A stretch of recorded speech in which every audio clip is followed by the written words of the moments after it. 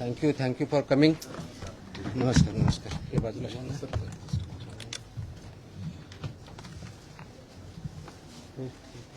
आपल्या फोडला बोलला तुम्ही बसा.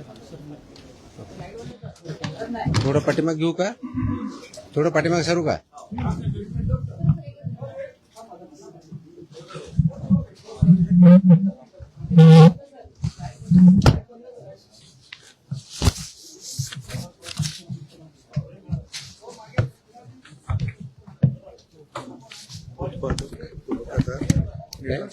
उत्पादक मॅन्युफॅक्चरर हे 260 सापडले पूर्ण. रिपीटेड कसे? नाही वेगळे. हे पुरवठादार 248 आणि ट्रान्सपोर्टर 190, टोटल 700. कधीपर्यंतचे? ते 10 वर्षातले गेले. आणि रिपीटवाले वेगळे? रिपीट हे डिव्हिजन वाईज आहे. डिव्हिजन वाईज रेट टेबल नाही झालं सर पूर्ण, पण हे कॅल्क्युलेट करून घेतलं. ठीक. करूया चालू.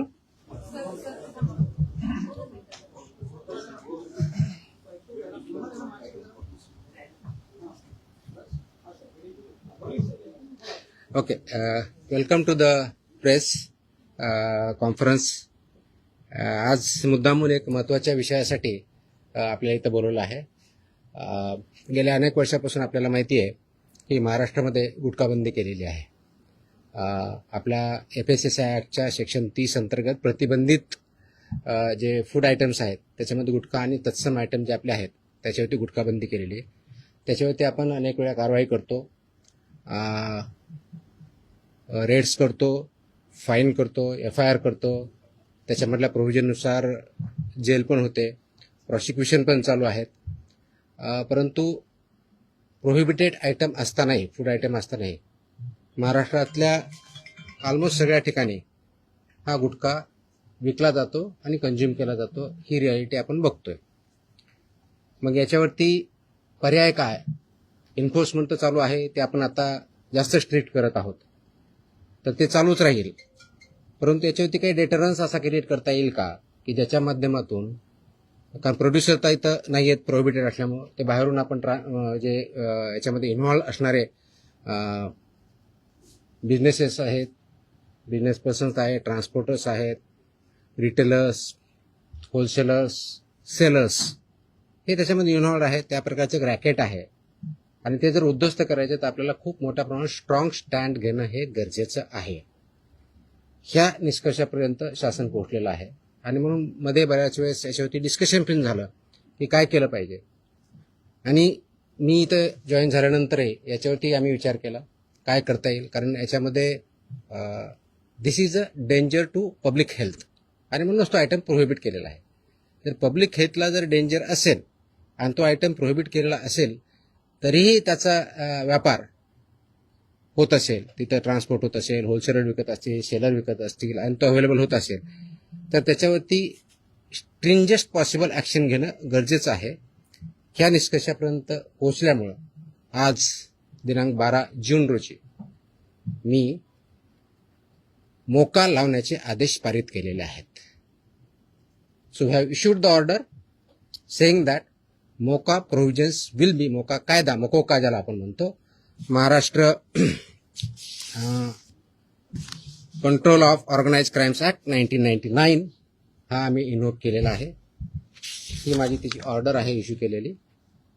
आणि ह्या ऑर्डरच्या अनुषंगाने हा फक्त फूड सेफ्टी ॲक्ट 2006 चे कलम 3, 26, 27, 30, 38, 41, 42, 59, 63, 64 आणि 89 बरोबरच Maharashtra control of organised crimes act 99 चा sections 21D, 21E, 21F, 3, 4, 18, 21 and 23 read with code of criminal procedure 1973 किंवा भारतीय नागरिक संहिता सुरक्षा संहिता 2023 याच्या अनुषंगाने ही ऑर्डर मी आज पास केलेली आहे. एक मिनिट मला बोलू तर द्या, माझं पूर्ण होऊ द्या. पूर्ण झाल्यानंतर विचारा ना प्रश्न. सो ही कारवाई करताना हे प्रोव्हिजन्स आहेत.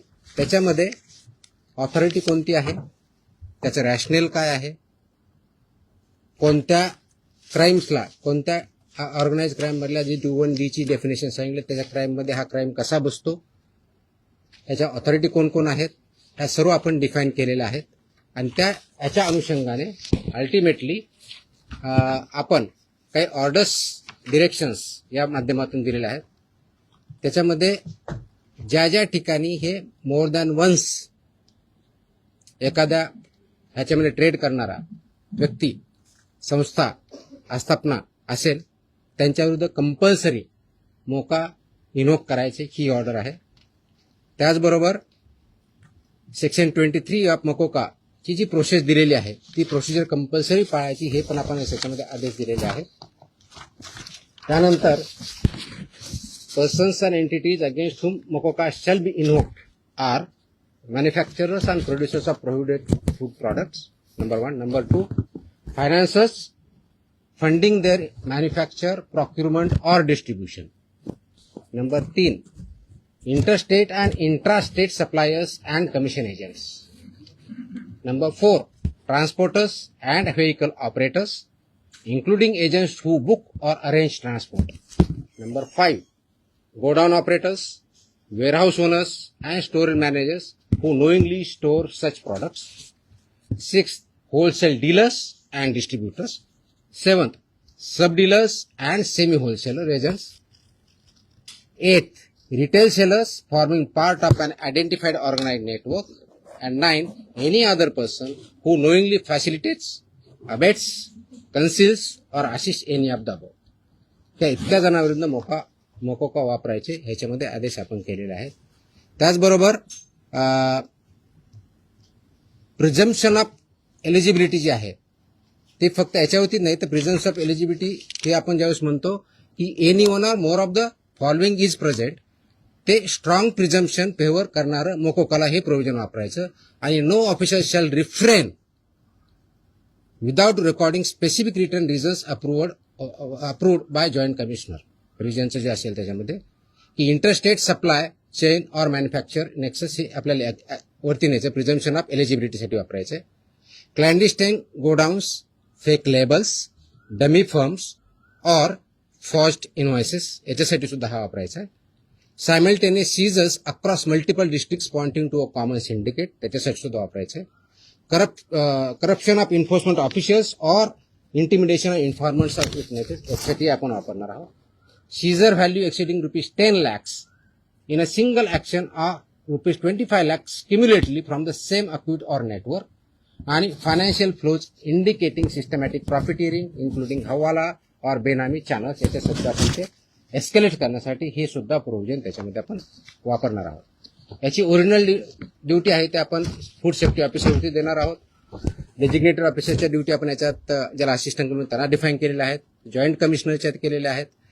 नेटवर्क वाईड प्रॉसिक्युशन करायचं हे आपण सांगितलं आहे, पार्सल ऍक्शन घ्यायची नाही, कंप्लीट घ्यायची. आणि कॉन्फिस्केशन, अटॅचमेंट अँड फोरफिचरचं कसं करायचं ट्विन ट्रॅक स्ट्रॅटेजी ही पण त्याच्यामध्ये सांगितलेली आहे. त्याचं प्रॉसिक्युशन रजिस्टर मेंटेन करायचं सांगितलेलं आहे, बेलला अपोजिशन करायचं सांगितलेलं आहे, आणि procedure compliance with the criminal procedure code हे सुद्धा आपण मॅन्डेटरी केलेलं आहे. याचा सर्वांचा ऑब्जेक्टिव्ह जो आहे बेसिकली आपण मोका का वापरतोय, कारण हा स्ट्रिंजंट लॉ आहे, आय अंडरस्टँड, आणि त्याचं म्हणूनच खूप थॉट करून, विचार करून याच्यावरती कायद्याचे जे कलम आहेत, सेक्शन्स आहेत त्याचा अभ्यास करून this order is basically done to prosecute in the interest of food safety in violation but as an organized crime against public health. हा क्राईम पब्लिक हेल्थच्या अगेन्स्ट आहे. आणि आर्टिकल 47 ऑफ द कॉन्स्टिट्यूशन जे आहे ते स्टेटला मॅन्डेट करतं. That is where my order begins with. आणि तुम्हाला copy me देईलच, press note बरोबर ही कॉपी पण असेल, so that you can go through that order. It says Article 47 of the Constitution of India cast upon a state primary duty to improve public health and in particular to bring about prohibition of consumption of substances injurious to health. हे already आपण prohibit केलेलं आहे, त्याचं implementation व्हावं, public health improve व्हावं आणि public health जी endanger होते ते कंट्रोल करता यावं या दृष्टिकोनातून मकोका कायद्याचे प्रोव्हिजन हे प्रोहिबिटेड आयटम जे 32 म्हणजे फसाई ऍक्टच्या सेक्शन 32 अंतर्गत जे आपण प्रोहिबिट केलेले आयटम आहेत त्यांच्यावरती आजपासून म्हणजे अगोदरच लागू करू शकलो असतं, पण आज आपण ती ऑर्डर काढलेली आहे and it will B implemented completely across the state of Maharashtra. Sir, जो कायदा केंद्राचा पळवाट शोधली जाते दुकानामध्ये पान मसाल्याची पुड्या आणि सुकी पुडी जे आहे ते मिक्स केल्यानंतर गुटख्यासारखा पदार्थ तयार होतो. अशा पद्धतीने चालकीला कसं रोखलं जाणार, कारण तो स्पेसिफिकली गुटखा या टायटल खाली विकला जातो. त्याच्यामध्ये मिसलिडिंग ॲडव्हर्टाइजमेंट ऍक्ट आहे. तुम्हाला काही दिवसापूर्वी कारवाई केलेली बघितली. फसाईमध्ये सुद्धा मिसलीड करणं, लेबलमध्ये चुकीची माहिती देणं, इन्ग्रेडियंट चुकीचे असताना वेगळा क्लेम करणं हा सुद्धा गुन्हा आहे. त्यानुसार आपण कारवाई करतो त्याच्यावरती. पण सर, ही जी चालाकी केली जाते, दिस इज मिसलिडिंग. तर मिसलिडिंगला कायदा आहे. दुसरं मिश्रण जे असतं जे पान मसाला त्याला सुद्धा याच्या अंडर घेतलं जातं का ते तंबाखू मिश्रण? मी तेच सांगतोय की आपल्याला कोणताही एखादी ज्यावेळेस प्रॉडक्ट असतो त्याच्यावरती लेबल कोणतं असावं, ते कोणत्या स्टँडर्डचं असावं, त्याच्यामध्ये कोणते कोणते इन्ग्रेडियंट असावे, त्याची काय व्हॅल्यू आहेत वेगवेगळ्या, त्या दिले, त्याचे रेग्युलेशन्स आहेत. फसाईमध्ये रेग्युलेशन्स दिलेले आहेत, व्हेरी क्लिअरली दिलेले आहेत. त्याचबरोबर ॲडव्हर्टायझिंग आणि मार्केटिंगचे सुद्धा रेग्युलेशन्स क्लिअरली आहेत. त्याचं व्हायोलेशन जिथं जिथं होतं त्या प्रोव्हिजनचा वापर आम्ही तिथं करणार आहोत. सर, याची जेव्हा कारवाई केली जाते तेव्हा लोकल पोलिसांची भूमिका खूप महत्वाची असते. स्पेशली बीट मार्शल आणि यांचा जो व्हिजिलन्स असतो तो अनेक वेळा नेक्सस तिकडे दिसून येतो अनेक पानटपऱ्यांवरती. ते कसं ब्रेक केलं जाणार, का आपल्याकडनं कडक कारवाईची तरतूद सगळ्याकडून. त्याच्यामुळे तुम्ही जर आता मी वाचलं व्यवस्थित ऐकलं असतं तर त्याच्यामुळे तुमच्याकडनं प्रतिक्रिया त्याच्यावरती अपेक्षित. पोलीस आणि नेक्सस जे अनेक ठिकाणी it's not about police or FDA किंवा food safety officers. It is the holistic. याच्यामध्ये कंझ्युम करणारा आहे तेवढा जबाबदार आहे, विकणारा आहे तेवढा जबाबदार आहे, इन्फोर्स न करणारा आहे तेवढा जबाबदार आहे. जो कोणी जबाबदार असेल आपण त्याच्यावरती कारवाई करणार आहोत आणि स्ट्रिक्ट करतोय. तुम्ही गेल्या काही दिवसामध्ये बघितलं असेल, हा ज्यावेळेस प्रोहिबिट केला त्यावेळेसचा उद्देश हाच होता की it's a danger to public health. आणि ते जर टाळायचं असेल, कारण याच्यामधून काय काय आजार होतात हे मी वेगळं सांगण्याची गरज नाही. It's documented, it's in the public domain. ते करण्यासाठी आपल्याला स्ट्रिंजंट ऍक्टचे प्रोव्हिजन आपण आज का इन्व्होक करतोय, कारण जेवढ्या इफेक्टिव्हली आपल्याला करायचं होतं तेवढं होऊ शकलं ना. हा डेटाच्या आधारे तुम्हाला मी डेटा सांगतो, म्हणजे जस्ट फॉर इन्फॉर्मेशन आपल्याला हा एक असेल की आतापर्यंत गेल्या 10 वर्षात ऑलमोस्ट आपण FIR किती केलेले आहेत महाराष्ट्रामध्ये. 32चा FSSAचा जो सेक्शन प्रोहिबिट केलेला आहे याच्यावरती. जे मॅन्युफॅक्चरर्स आहेत त्यांच्या विरुद्ध 260 मॅन्युफॅक्चरर्स FIR आहेत आपले. जे पुरवठादार आहेत सप्लायर्स ते 248 आहेत आणि पर्सन्स जे आहेत ते असे 190, असे 703 ट्रान्सपोर्ट कोणते हे ट्रान्सपोर्ट सॉरी ट्रान्सपोर्टर, म्हणजे उत्पादक 260, सप्लायर्स 248 आणि ट्रान्सपोर्टर्स 190, असे 703 FIR आहेत. सो FIR काय कमी केलेत अशातला भाग नाही. त्यांचं प्रॉसिक्युशन, त्यांची पुढची प्रोसेस आपण करतोय. पण आपल्याला अजूनही त्याच्यामध्ये कम्प्लीट याच्यामधून खरोखरच हद्दपात करण्याच्या दृष्टीने, कारण याच्यातून झाला नाही तर पुढची स्टेप आपण घेतोय आणि ती आज आपण घेतलेली आहे. Yes please. पदभार स्वीकारला एक मिनिट. गुटखा हा 2 नंबर धंदा आहे आणि याच्यामध्ये खूप मोठं अर्थकारण आहे आणि ज्याच्यामध्ये पोलीस प्रशासन सुद्धा मोठ्या प्रमाणात, खास करून बॉर्डरवरचे जे जिल्हे आहेत किंवा बॉर्डरवरचे जे पोलीस स्टेशन आहेत तर तिथून मोठ्या प्रमाणात गुटखा सप्लाय होतो. आता मी ज्या भागात धाराशिव जिल्ह्यामध्ये पोलीस स्टेशनच्या मोठ्या प्रमाणात पोलीस प्रशासन काही गाड्यात पकडतं, काही गाड्यात सोडतं, असे पण आपण मी जे सांगितलंय की दोज हु आर रिस्पॉन्सिबल त्यांच्यावरती आपण कारवाई करणार. कुणी असू द्या, म्हणजे माझे अधिकारी होऊ शकतात, इन्व्हॉल्व जर असतील तर दुसरे कुणी असू शकतात. त्याच्यामध्ये एड्स, अबेट हे शब्दप्रयोग आपण जे केलेले आहेत त्याच्यामध्ये त्यांचं इन्व्हॉल्वमेंट जर सिद्ध झालं तर आपण त्यांच्यावरती कारवाई. नाही FIR आतापर्यंत झालेले आहे, पण ते प्रूव्ह करण्यासाठी, you are not getting my point, ते प्रूव्ह करण्यासाठी लेट मी आन्सर दॅट. ते प्रूव्ह करण्यासाठी आपल्याला ते डॉक्युमेंटरी एव्हिडन्स लागतील, आपल्याला एव्हिडन्सेस लागतील. असे आपल्याकडे सापडले तर डेफिनेटली आपण कारवाई करू. Let me complete. याच्यामध्ये आमचे काही अधिकारी इन्व्हॉल्व आहेत असं खूप अलिगेशन होतात, कंप्लेन येतात, आम्ही त्या व्हेरीफाय करतो. पुढच्या काही दिवसामध्ये असे काही अधिकाऱ्यांचं इन्व्हॉल्वमेंट आहे किंवा नाही याच्याबद्दलचे इन्व्हेस्टिगेशन आमच्याकडे सध्या चालू आहेत. त्याच्यातून जे रिझल्ट येतील ते आपल्यापर्यंत येतीलच. सर, आपण पदभार स्वीकारल्यापासून अनेक कारवाई केलेल्या आहेत. आतापर्यंत जेवढ्या कारवाई झाल्या साधारणपणे किती कारवाई झाल्या, किती? तो डेटा मी प्रेसमध्ये दिलेला आहे ना. नाही, मी डेटा मी प्रेसमध्ये दिलेला आहे. टीव्हीला त्या बाईट स्वरूपात नाही, माझ्या टोटल आता काही कारवाई केल्या खूप केल्यात. दररोज मी प्रेस देतोय. झालेली अटक आणि किती आहे गुन्हे दाखल झाले. देतो. Yes please. प्रोहिबिटेडची एका वेळेस एक minute. I answer every question. Let me I come to.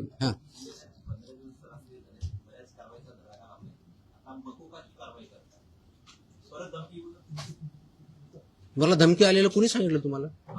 नाही, sorry, no sorry, please look at ती जुनी क्लिप आहे, कमीत कमी 10 वर्षापूर्वीची आहे. Look at the clip. आताची क्लिप नाही याची ती. दॅट वॉज नाही मला नाही आलेली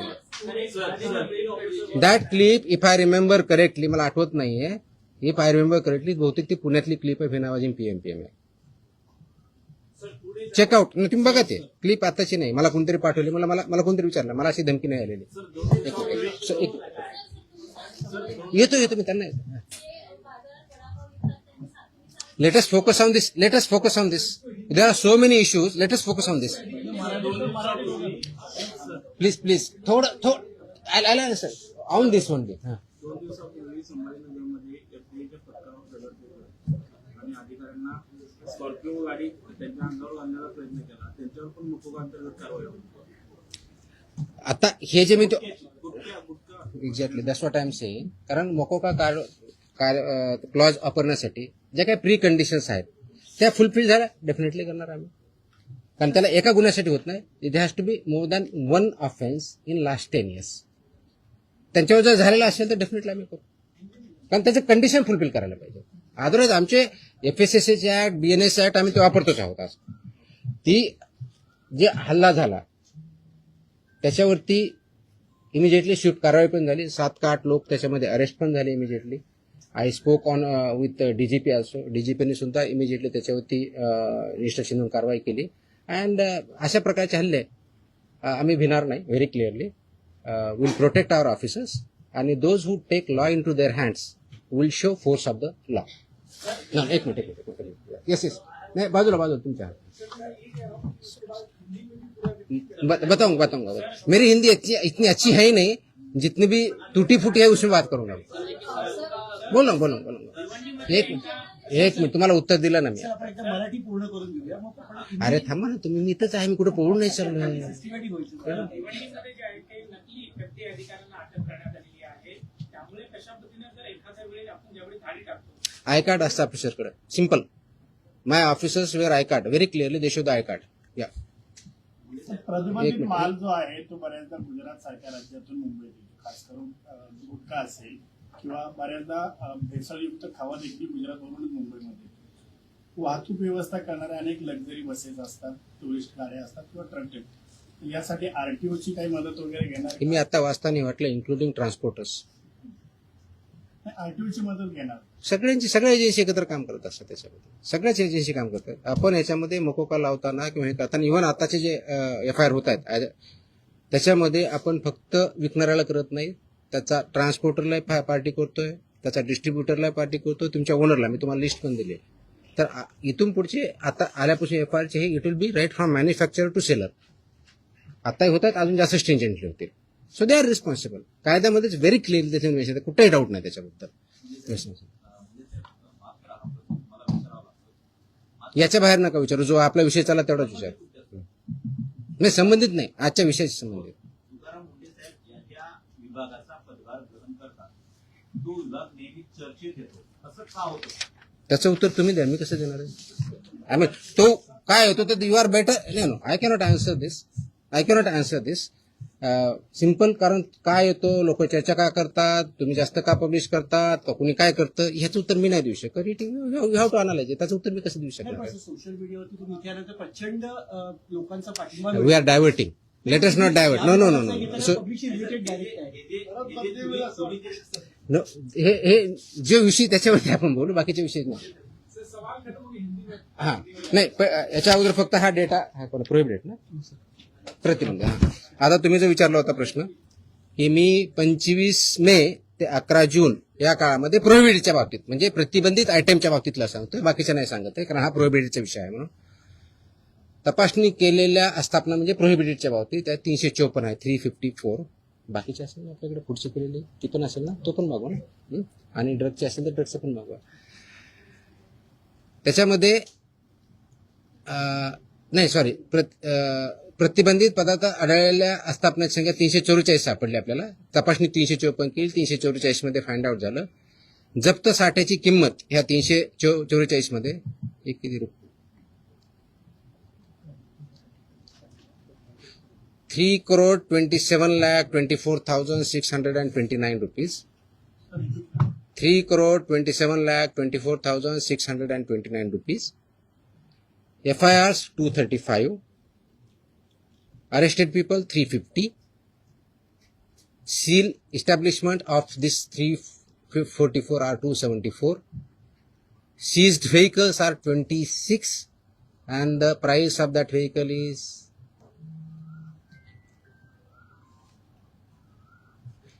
13,39,500. No, sorry, 1,33,95,000.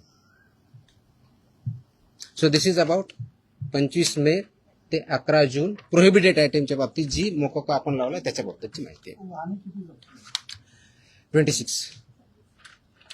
त्याची कॉपी पाहिजे कॉपी द्या सर्वांना. Okay okay. So I am giving you the press note detail in Marathi and I'm attaching the order also, so you are aware of this. Order is in English. ते आम्ही मराठीमध्ये आम्ही पाठवतो आमच्या ऑफिसला. पण बिग एक्झॉस्टिव्ह ऑर्डर आहे. जवळजवळ किती पानाची आहे? 8 पानाची ऑर्डर आहे. कारण याच्यामध्ये रॅशनिंग डिस्ट्रीब्यूट सगळं आहे. So will get this one press note plus this one. हिंदीमध्ये माझी हिंदी चांगली नाही होत एवढी यार. मैं इतना बुरा लगूंगा उसमें.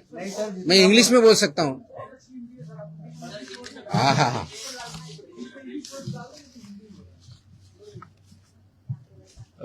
आप सब जानते हैं कि महाराष्ट्र में FSI एक्ट के तहत सेक्शन 30 के अंदर प्रोहिबिटेड आइटम्स है. जैसे कि गुटखा, पान मसाला, इसमें एक आइटम से प्रोहिबिटेड है. इसका मतलब ये होता है कि ये प्रोडक्ट, फूड प्रोडक्ट जो है प्रोहिबिटेड, वो महाराष्ट्र में मैन्युफैक्चर नहीं हो सकता है, ट्रांसपोर्ट नहीं हो सकता है, स्टोर नहीं हो सकता है, सेल नहीं हो सकता है. फिर भी बहुत कार्रवाई करने के बावजूद इसका सेलिंग और अवेलेबिलिटी महाराष्ट्र में कई जगहों पे पाया जाता है.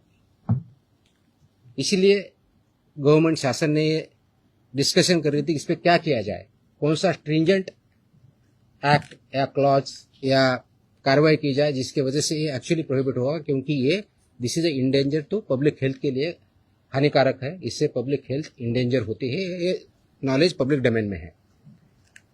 तो इसके तहत आज हमने मोकोका एक्ट जो है महाराष्ट्र का, Maharashtra control of organise crime act 1999, ये इसमें इन्वोक करने का निर्णय लिया है, लागू किया है कि जो ये बिजनेस में मैन्युफैक्चरिंग करते हैं, ट्रांसपोर्ट करते हैं, सेल करते हैं, डीलर्स है, सेमी डीलर्स है, ये सबको ये प्रोविजन के अंदर अभी कार्रवाई की जाएगी.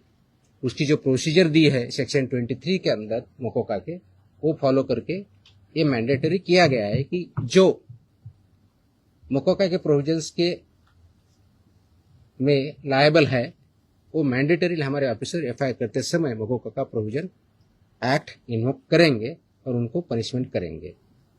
इसका ऑब्जेक्टिव है, उद्देश्य है कि पब्लिक हेल्थ जो इंडेंजर हुई है इसकी वजह से उसको पूरा तरह से रोका जाए. और वो जो हमने प्रोहिबिशन किया है आइटम्स में, उसका अवेलेबिलिटी महाराष्ट्र में कहीं न हो और लोग उसको न खाए, जिसकी वजह से उनकी हेल्थ अच्छी रहेगी, उनका हेल्थ अच्छे रहने की वजह से उनका प्रोडक्टिविटी अच्छी रहेगी और जो ह्यूमन डेवलपमेंट है, ह्यूमन ग्रोथ है, उसको भी अच्छी तरह से हो जाएगा. इसीलिए ये प्रोविजन आज हमने इन्वोक किया है. इसका ऑर्डर हमने आज as a commissioner food safety Maharashtra बोल के इश्यू किया है और ये लागू हो रहा है और ये सब स्ट्रिक्टली आगे इम्प्लीमेंट होगा. अब तक का लास्ट 10 साल में जो मैन्युफैक्चरर्स है उनके खिलाफ 260 एफआईआर हुए हैं, जो सप्लायर्स है 248 एफआईआर हुए हैं, जो ट्रांसपोर्टर्स है 190, ऐसी 703 एफआईआर भी हो चुके हैं. इसका डेटा हमने मांगा है, उसका एनालिसिस भी चल रहा है. तो मेरी ये सुझाव है, वार्निंग है, those who are involve in this business, इधर मैन्युफैक्चरर और ट्रांसपोर्टर्स और सेलर्स और डीलर्स और सेमी डीलर्स, ये महाराष्ट्र में आप काम बंद कीजिए, नहीं तो ये कानून के हिसाब आपको कड़ी से कड़ी आपको सजा इसमें पता है वो दिया है, इसी शासन सजा देंगे, प्रोसिक्यूट करेंगे और हम महाराष्ट्र जो प्रोहिबिटेड आइटम है उसमें नहीं मिलने देंगे. किस किस के तहत खिलाफ कोई कार्रवाई हुई? ये जो हमने बताया कि इसमें कौन कौन आता है, तो इसमें मैन्युफैक्चरर आएंगे, manufacturer end producers of prohibited items, financiers funding जो करते हैं मैन्युफैक्चर के लिए या प्रोक्यूरमेंट के लिए या डिस्ट्रीब्यूशन के लिए, वो भी आएंगे। इंटर स्टेट और इंट्रा स्टेट सप्लाईज जो है वो भी इसमें आएंगे, कमीशन एजेंट्स भी इसमें आएंगे, ट्रांसपोर्टर्स आएंगे, व्हीकल ऑपरेटर्स आएंगे, इंक्लूडिंग एजेंट्स हु बुक और अरेंज फॉर ट्रांसपोर्ट, वो भी आएंगे। गोडाउन ऑपरेटर्स आएंगे, वेयरहाउस ओनर्स आएंगे and store managers who knowingly store such products, वो भी आएंगे। होलसेल डीलर्स एंड डिस्ट्रीब्यूटर्स भी आएंगे, sub dealers and semi wholesalers भी आएंगे, एजेंट्स भी आएंगे, retail sellers forming part of an identified organise network भी आएंगे, और एनी अदर पर्सन नोइंगली, जानबूझ के उसको अबेट करता है, इंफॉर्मेशन कंसील करता है या असिस्ट करता है, ये सब की चला के लगेगा। सेलर है,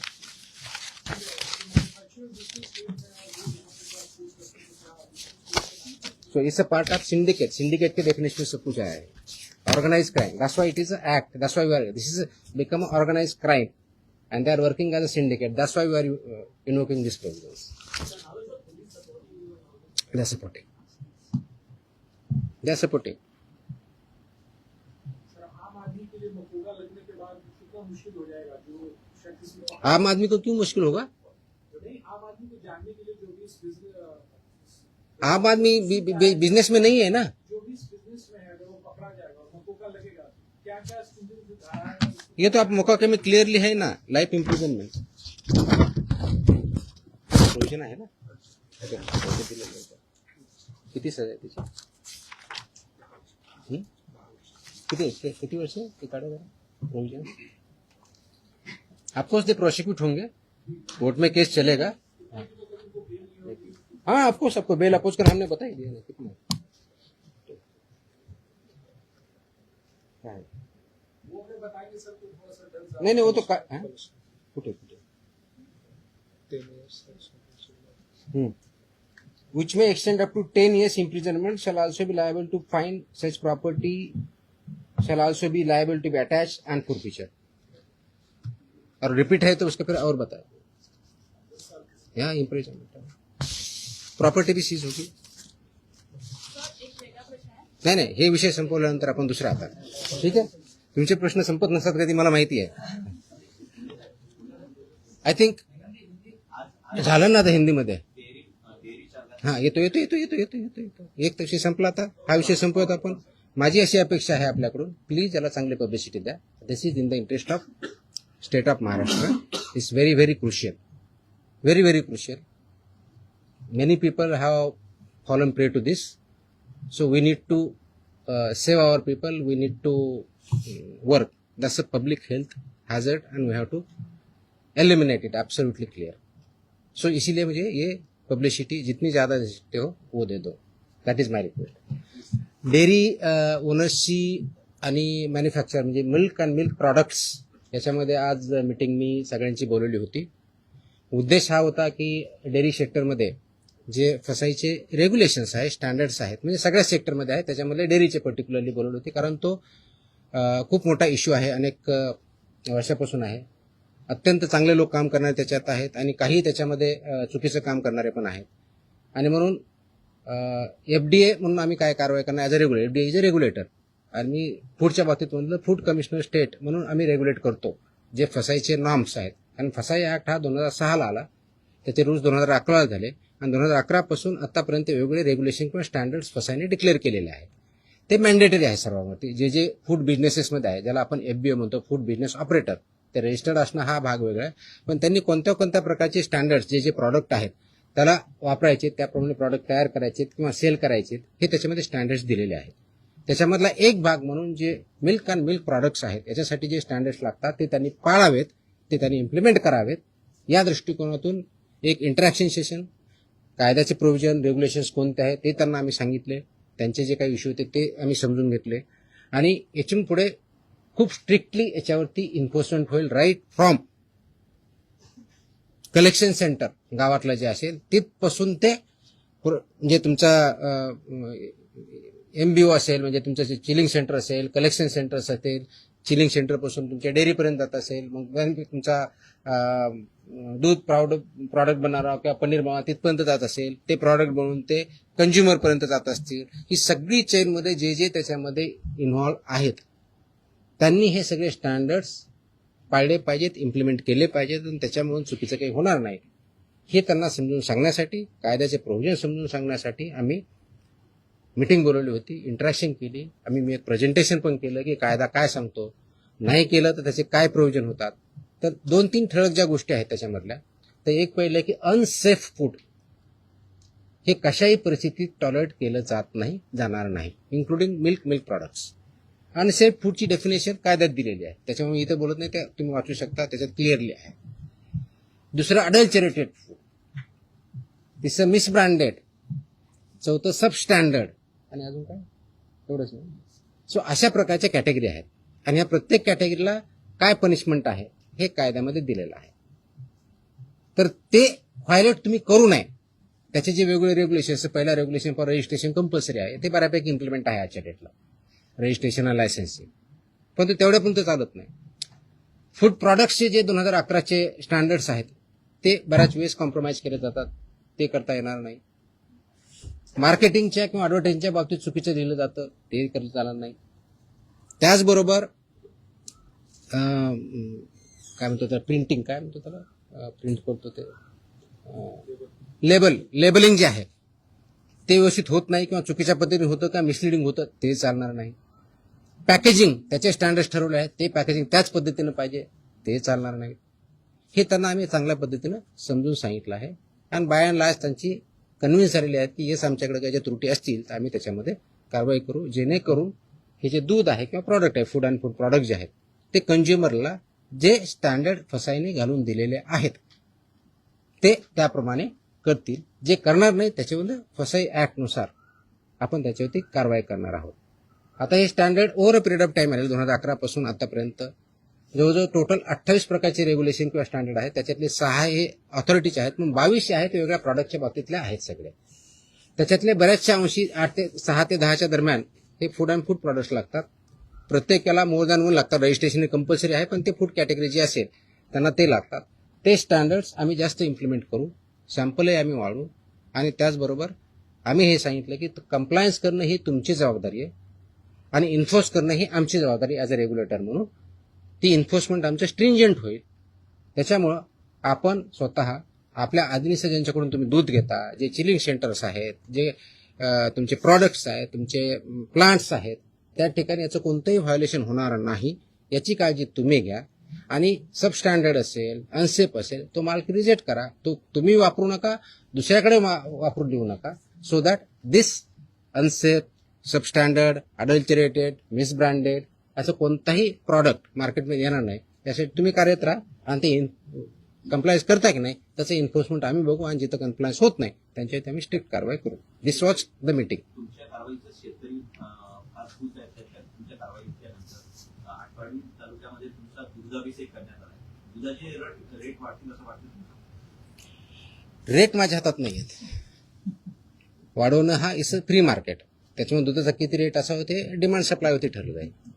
पण आपण अडल्चरेशन बंद करू शकलो, आपण सबस्टँडर्ड दूध बंद करू शकलो, प्रॉडक्ट्स बंद करू शकलो, तर ऑफकोर्स प्युअर दुधाला डिमांड वाढेल. ऑफकोर्स मार्केट फोर्सेसनुसार त्याचे जे काही परिणाम होते ते होते. आतापर्यंत ज्या कारवाया झाल्या, अनेक जप्त केलेला माल आहे तो टेस्टिंगसाठी पाठवण्यात आलेला आहे. किती अहवाल येणे बाकी आहे? आता खास करून दूध किंवा दुग्धजन्य पदार्थ यांचे लवकर नाशवंत होतात,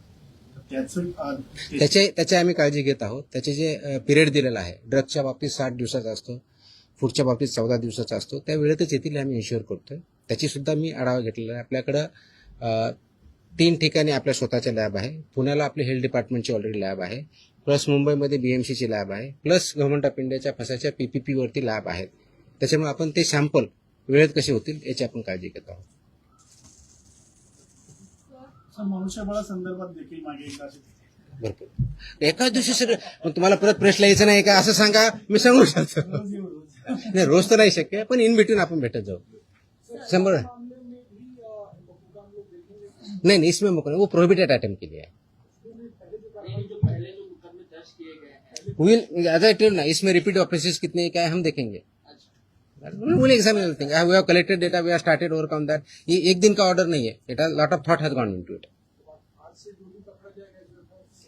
जो कंडीशन में अगर फुलफिल करता है डेफिनेटली, इसीलिए मैंने मैंडेटरी किया है ना उसको. या सरकारी रुग्णालयांना पुण्यातील आणि पिंपरी चिंचवडमधील रुग्णालयांना हिंदुस्तान अँटीबायोटिक्स कंपनीमधून औषध निर्मिती थांबवण्याचा निर्णय आपल्या विभागाने घेतला आणि औषध निर्मितीमध्ये त्रुटी आढळल्याने हॉस्पिटल औषध निर्मिती. हॉस्पिटलमध्ये जे इंजेक्शन आणि सलाईन पुरवठा करतात ना, हां, त्या पुण्यातील आणि पिंपरी चिंचवडमधील हिंदुस्तान अँटीबायोटिक कंपनीमध्ये औषध निर्मिती थांबवण्याचा निर्णय घेतला होता, असं यांनी बजावलं. म्हणजे कुणी? आपल्या विभागाने कुठे एक कॉपी होती. प्रश्न आलाय मला. नाही, तुम्ही प्रश्न असा अझम्पशनवर प्रश्न नका ना विचारू.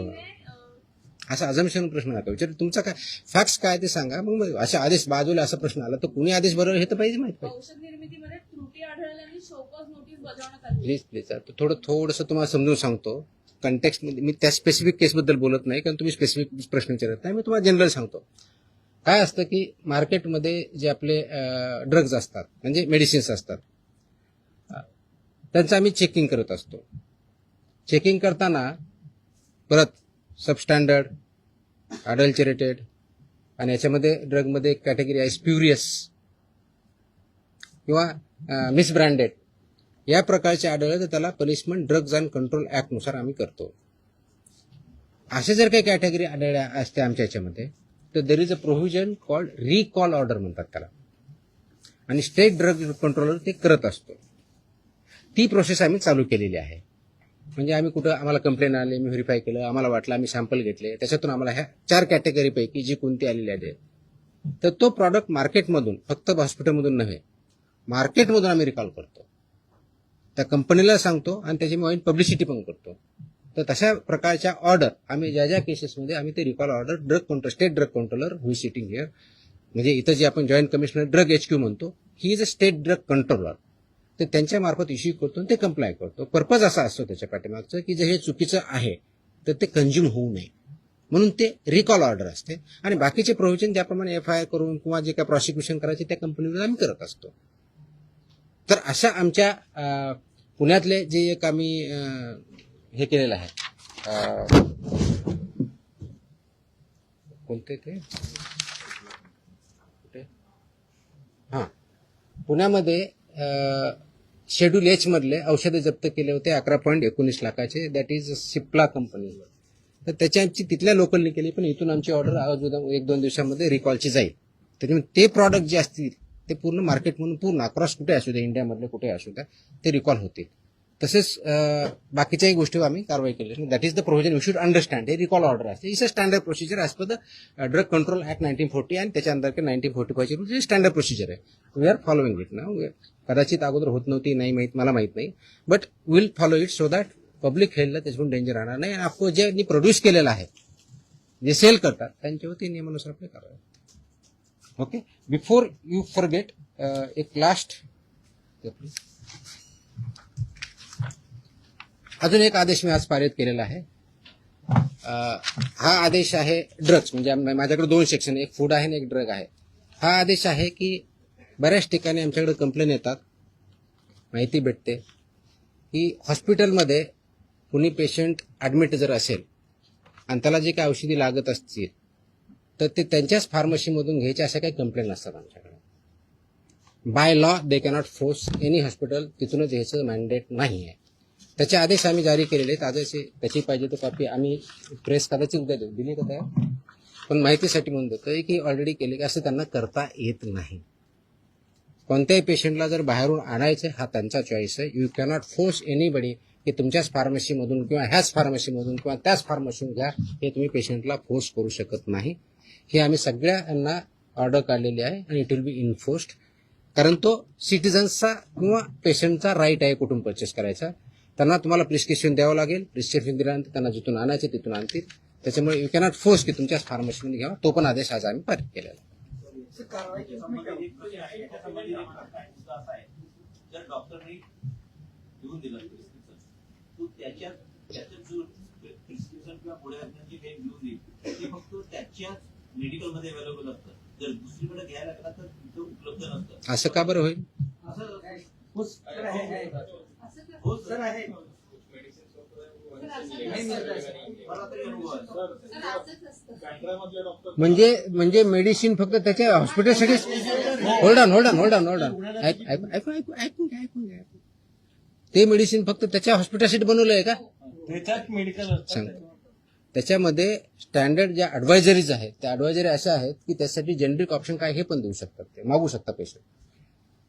अशा स्पेसिफिक आले तर आम्ही कारवाई करू. मला स्पेसिफिक लागले, जनरल नको, आम्ही कारवाई करू. There is a law. मैं है नहीं बोल रहा, मैं क्वेश्चन नहीं कर रहा हूँ. अगर ऐसे हमारे पास स्पेसिफिक कंप्लेन आते हैं हम कार्रवाई करेंगे ना. तर कसं ते कंटेंट पेक्षा ते ब्रँड नेम देतात, त्यामुळे लोक ब्रँड नेम वरती जातात आणि कंटेंट हा खूप मोठा विषय आहे. प्रिस्क्रिप्शन कसं लिहावं, कुठं लिहावं, कोणतं द्यावं, आता त्याच्यात मी जाणार नाही की तो माझा डोमेन नाही आहे. माझा ड्रगच्या बाबतीतला जो इश्यू आहे, अशा प्रकारच्या कंप्लेंट जर आमच्याकडे आल्या तर will definitely investigation look into it. Okay, I think I have satisfied everybody. आणि मकोकाला जरा वाईट पब्लिसिटी आहे. येस, हे अगोदर नाही सांगायचं का? अरे नाही, आता नाही, बाकीचे सगळ्यांना नाही, प्रिंटमध्ये द्या. It is required and it is essential also. Okay, चलो, थँक्यू. सर पीएम मध्ये ट्रेडमार्क तुकाराम म्हणतात. गप्पा नको मारा.